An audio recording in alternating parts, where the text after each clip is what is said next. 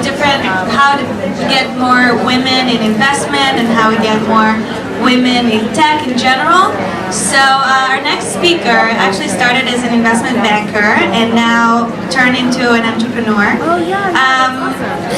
Chen is currently the co-founder and COO of Similar Tech and is based in SF. She previously served as the president and CEO of ClickMob, where she led ClickMob's growth, growing the company to more than 60 employees worldwide and 20 million annual revenue in less than 3 years. So to talk about building company culture, I'd like to invite Chen. Hi guys, so thanks Ivan for inviting me, and it's an honor to be here. So my name is Chen Levanon. If you can say Chen, you're more than welcome. I gave up on my name a couple of years ago when I moved to the States. So I decided that I'll start and I'll walk you through my career a little bit and what I learned to do, and most importantly, what I learned not to do. So I used to be a runner. I was a European champion until age of 21, 400 hurdles. There in Israel. That was the reason that I moved to the States. I got a scholarship. I graduated in 3 years with econ and business. And then I did my summer internship at Bear Stearns before 2008. Then my full-time investment banking career in Lehman Brothers before 2008. And actually, let's talk a little bit about my experience as an investment banker. I hated it. I hated the culture. I hated the DNA. I'll give you some examples. When we used to go to a meeting, the analyst, the associate, we used to sit at the second row. We didn't even sit at the table. We used to stay until 3, 4, 5 a.m. because the MD or VP didn't go home, even if we didn't really have what to do. Because the associate or the VP used to come like at 3 a.m. in the morning and say, oh, you need to correct this capital letter. I hated the fact that I wasn't creative at all. I had an Excel, I had a PowerPoint, I had a Word, and this is how you do the IPO, the M&A, the raising capital. You don't even understand what you're doing, but you had 3 months of training that teach you how to use an Excel without a mouse. I don't know how with Control and Alt, because it was so important for them that everyone will think the same. Now, if I would go back, if I would have done it again, it's 50-50, I don't know, because it's a really good infrastructure, personal and professional. It's good training, and I learned a lot what not to do. Back then I said that when I'll be a manager, I didn't think that I'll have companies because I didn't see myself as an entrepreneur back then. I will never let this happen. I will make sure that my employees will come with a smile in the morning, and I will make sure that Sunday night they will not think, oh, the weekend is over. They will say, yeah, the weekend is over, we're going to work. And I hated Sunday night. I hated it. After a year, they sent me back to Israel, so I did another year in investment banking. The culture was a little bit different. Later I'll say what I did like about it, okay? Because there is one thing.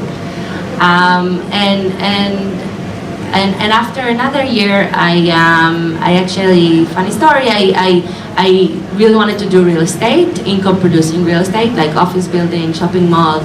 And there is this person that he was really famous in Israel. He was a famous CEO, and I knew his personal training from the gym. I went to him and told him, I want to work for you, let's have breakfast. And he said, okay. And then I told him, I want to work for you because you're a CEO of a real estate company, publicly traded. We had shopping malls, office buildings in the States and in Israel as well. And I convinced him, and he said, okay. Every 2 weeks I send him a message, and we had coffee. After 3 months, he told me, okay, you're in. It took 3 months, but every 2 weeks we had a coffee. And it was amazing. It was exactly the opposite than investment banking. He said hello to the janitor. he was nice. He smiled. He cared about us. He cared about the employees. And I learned everything from him. I did that for 4 years. And it was a really, really good combination of exactly the opposite from investment banking, less professional, and I did like it in investment banking sometimes. And after 4 years, I said, okay, what's next? And I got my MBA. And then in 2012, 4 founders approached to me and said that they have this amazing technology and they want to start a business in mobile in 2012. And I said, all my life I thought that I'll be in corporate. And then my husband said, why not? Mobile is the hot thing. It will be amazing. Go for it. And I said, okay. So in 2012, I joined them and we started a company, self-funded company. We focused only on mobile and only performance. I don't know how many of you are aware, but in 2012, a lot of companies invested in clicks and impressions. Now everyone is doing downloads and engagement and everyone is talking about that. But in 2012, when I spoke to people and tried to sell them, they were like, who will pay you per performance? Everyone is doing clicks and impressions. So it was really to educate the market.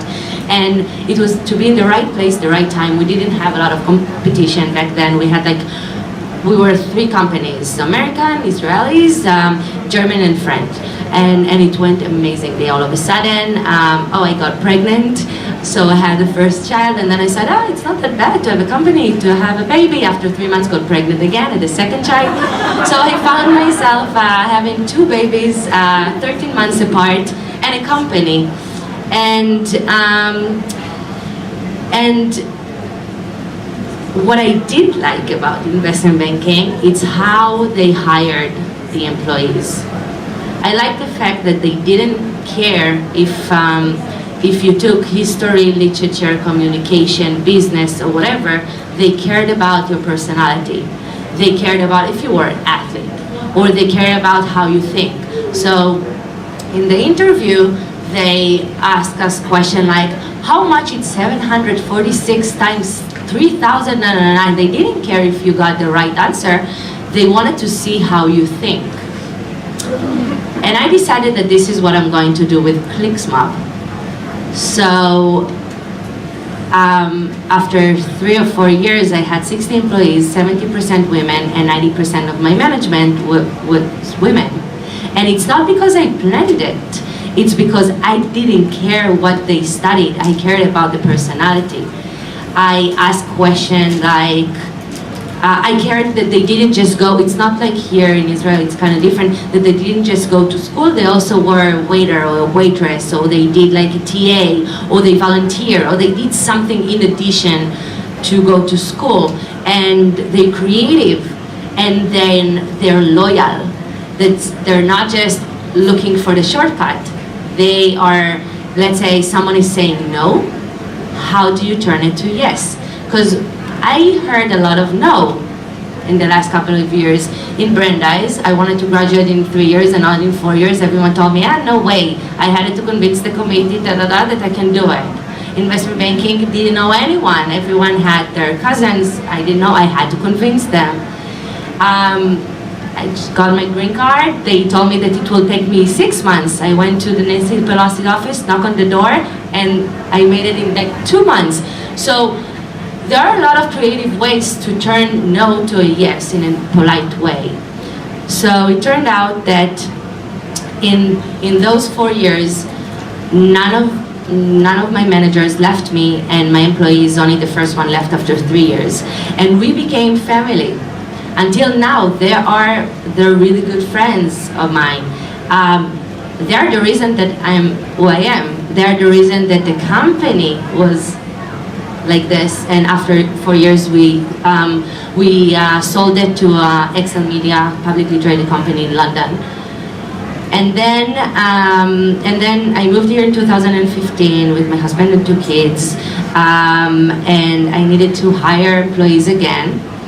I can talk about a lot of mistakes that I did as a young CEO, like I didn't have a COO or GM, and then I had 60 employees in Israel, and then came here, had to build the company here, went to IKEA office, got the furniture, built them, had to hire the employees here, and manage the employees over there because I wasn't smart enough to have a good COO or GM to help me to manage, because I thought that I can do it all, which I think that it's one of our, as women, one of our biggest mistakes, because we think we can do it all.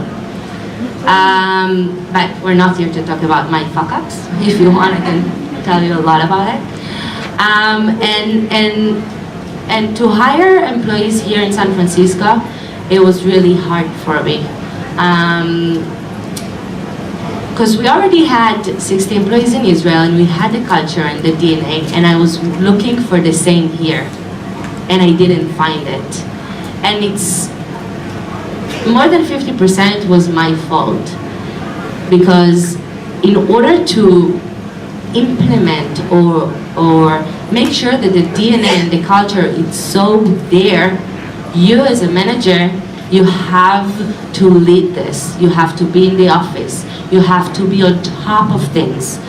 And we will touch later on how and why. Eventually, after a few months, I joined Similar Tech as a co-founder, where I have 2 partners, so we are 3. They're focused more on R&D and product, and I focus more on the business side. They already had the product, and they didn't know what to do with that, and I joined last August 2016. Just one sentence what we're doing. We are SAP, Sales Insight Platform. We provide website profiling and technology adoption insights. We tell companies who is using their competitors, and when they edit it, when they remove it, and what's the sales pattern and the potential and the probability the potential clients will close a deal with them. During that time, last a year and 3 months, we grew our company to 20 employees and 4 different offices: Japan, Brazil, San Francisco, and Tel Aviv. And again, self-funded. I'm trying to learn from my mistakes. And my last slide actually, it's talking about all the tools that I learned that from my mistake that I didn't use in my first company, and I used with my second. So, hiring.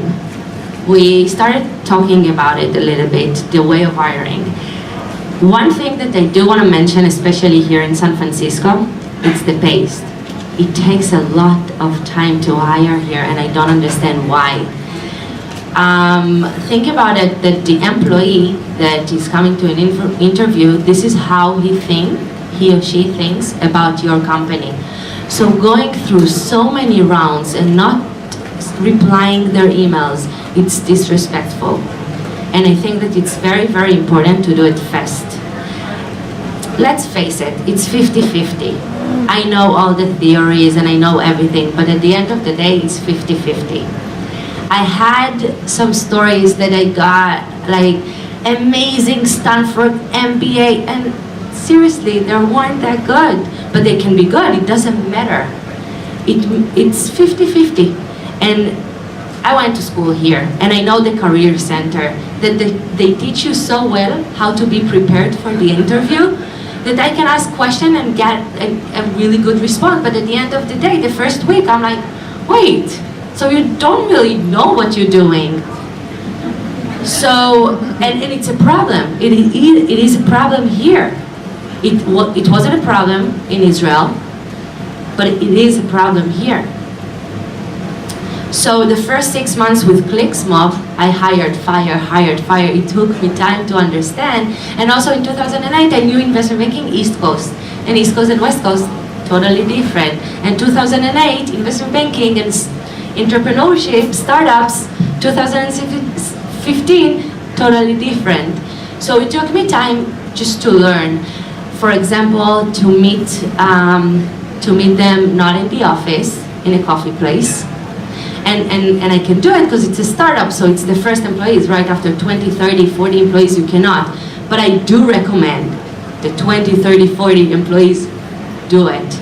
I did it with ClicksMob, and I hired each of one of them, even if it's like the third round, but I already lived here, so I had like a Skype call.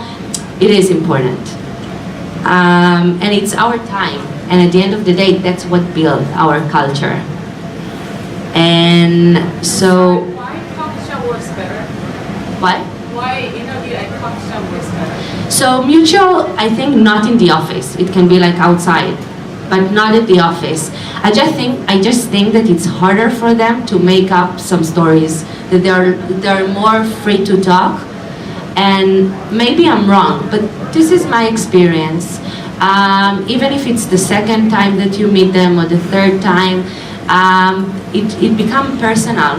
They tell me about their parents, they tell me about their history, and believe it or not, you learn a lot from it. And I care about his or her past. I care about if they did something in addition to go to school. And I care about if they know how to solve a problem. Like, one time I had an employee that he was number 5 and now he's the VP. He told me about that he didn't get his American visa, and they told him not. And in the embassy, to turn the no to yes, it's a big deal. And he told me that he told them back, you know something, don't give it to me for 10 years, just for 2 months for my trip. So he convinced them that and it's a very, very, very nice, creative way. I hired him. He's one of my best friends.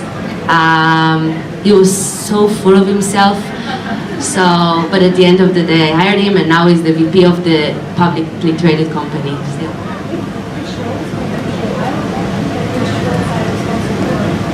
Which what? Which roles? Like engineers, salespeople? Oh, everything. Everything. So of course engineers are kind of different because they don't need, yes, which roles I usually hire for. So the answer is everything. Here it was more customer success and Salesforce, in sales and Salesforce CRM and so on. But in Israel it was everything, and yes, you need to put aside engineers because they don't need to be so nice. And they just need to be very, very smart and convince your CTO that they're enough for you. So this is engineers. So culture, we talked about trust. So trust goes both ways. I need to trust them, the employees. Employees need to trust me. They need to know that no matter what they did, a good or bad thing, they need to come to me. And it takes time. It's not just a word. I'll give you an example. A couple weeks ago, a new SDR that I hired, he lied to me. He doesn't know that I know it, but he lied to me. He is in Israel. He didn't go to the office, and I asked him, "Oh, nice. Who did you tell?" Because I didn't get an email, even if I'm in the States. I need to know. And he said, "I told Jacob." Jacob is another sales manager. I sent him a message. He was like, "No, he didn't." And for me, I lost his trust. However, a few years ago, I would be really pissed, and I would go and tell him, I learned from my mistake. Now I just know that I cannot trust him again, and I will make sure that I'm on top of it. One more time, and I will fire him. Because I think that trust, it's very, very important. Because, again, I'm talking about startups. Corporate, I guess you have a little bit, everyone wants to trust their employees, but in corporate, I guess you can be more flexible. But in startups, the startup is my baby. If I need to start my babysitter, right, I need to trust my employees. So trust for me, trust, loyalty, it's very, very important. Learning from mistakes. So it's not learning from my mistakes, it's the employees need to learn from their mistakes. So it's something that I did because I hated that in investment banking they didn't do. The associate at the VP always looked at the analyst, and they didn't leave us place for mistakes. So we never knew because we worked only with the associates. So what I started doing is that I know that the employee is going to send a mistake. And if it's not that a big of a deal, that does not harm the company, I let them do that.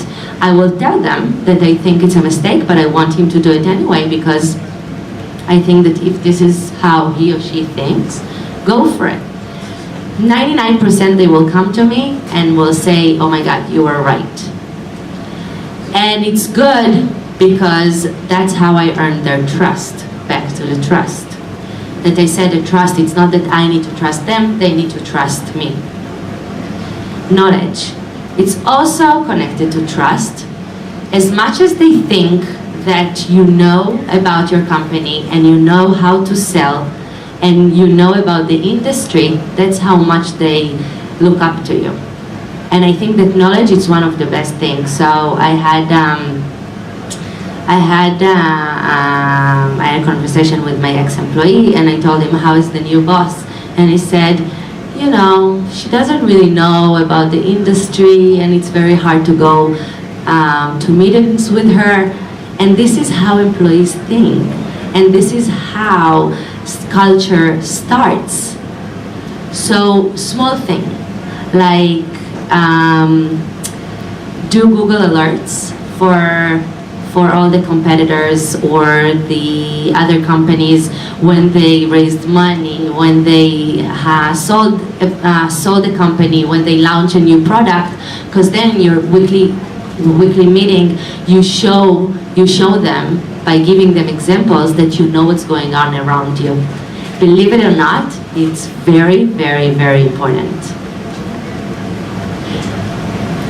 Personal.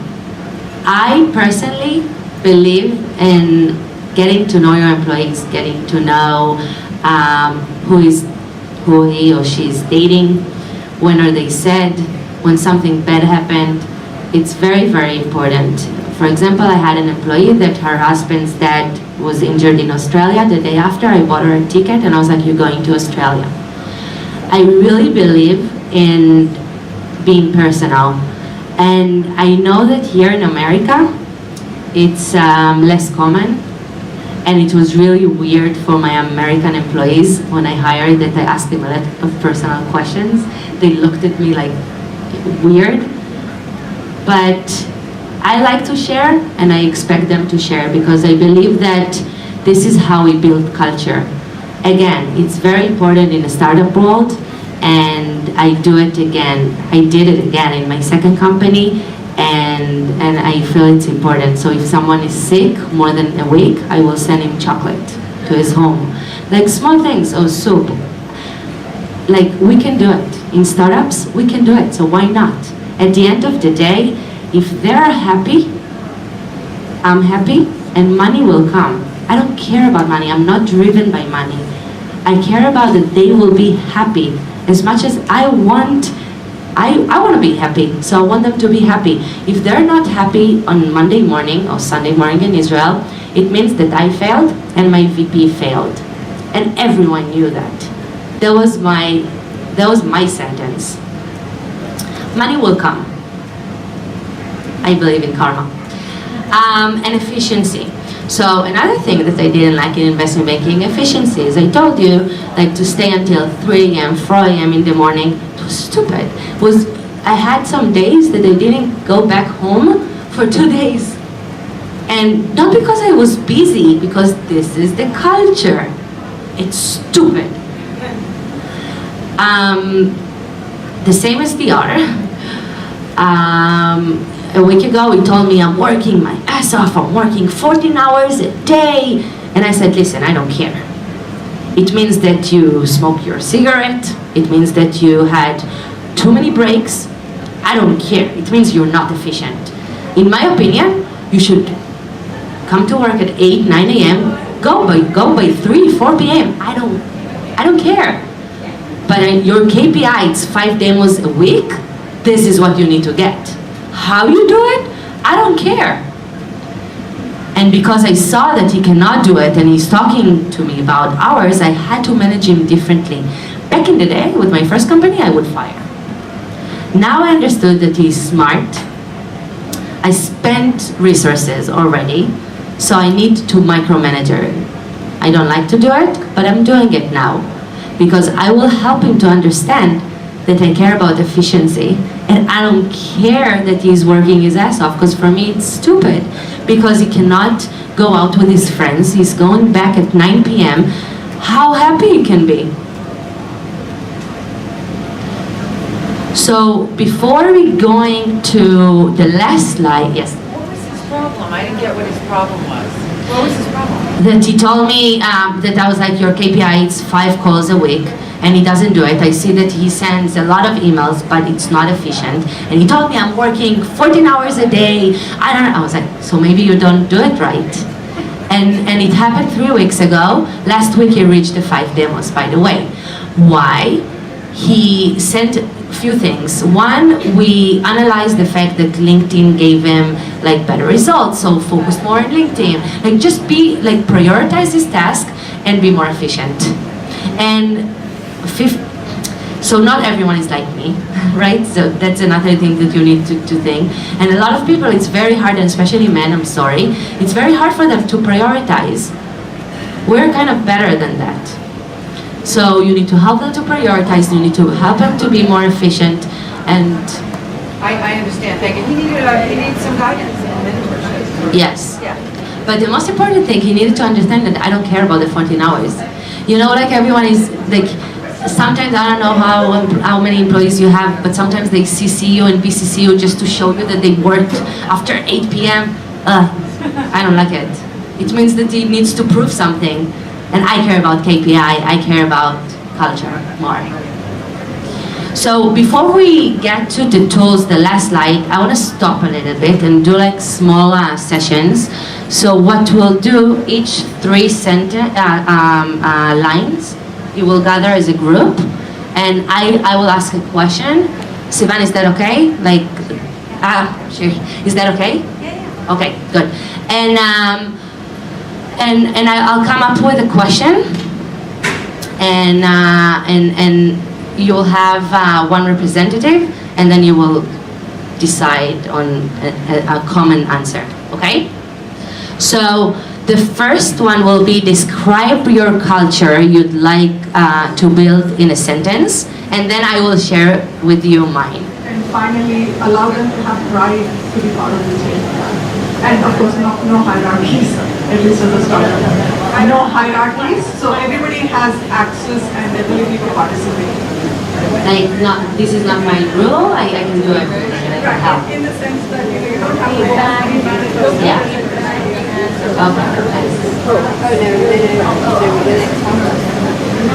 We have fun, openness, empathy, value for the employees, alignment with personal and business goals, and honesty in teamwork.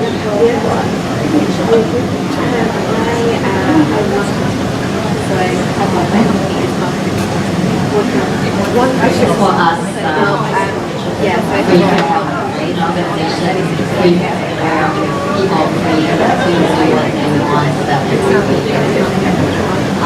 no struggle, without any boundaries, and also open,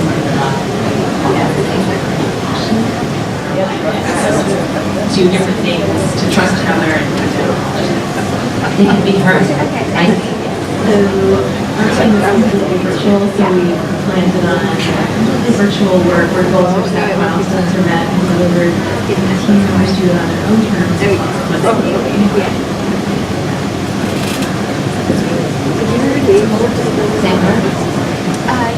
Culture, and I added my 2 cents of creativity.